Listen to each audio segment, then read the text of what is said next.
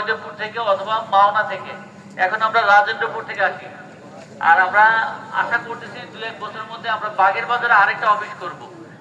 তো ওভারঅল আপনাদের দোরগোড়ায় সেবা পৌঁছে দেওয়ার জন্য গাজীপুরকে আমরা কিন্তু খুব সুন্দরভাবে অর্গানাইজ করতেছি, যাতে যে কোনো ধরনের অগ্নি দুর্ঘটনা আমরা 5 থেকে 10 মিনিটের মধ্যে যে কোনো বাড়ি, যে কোনো ফ্যাক্টরি, যে কোনো জায়গায় যেন পৌঁছে যেতে পারি। তো আমরা যে জায়গায় এসে দাঁড়িয়েছি, জায়গাটার নাম হচ্ছে অ্যাসেম্বলি পয়েন্ট, তাই না? অ্যাসেম্বলি পয়েন্টে কেন আসছি? অ্যালার্ম বেজেছে তাই আসছি নাকি? কি কারণে অ্যালার্ম বেজেছে সেটা জানার দরকার নেই, অ্যালার্ম বেজেছে আমাকে অ্যাসেম্বলি পয়েন্টে আসতে হবে। আল্লাহ হাফেজ।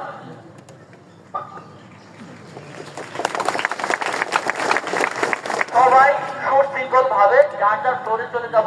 আগে মেয়েরা যাবে, আগে মেয়েরা যাবে।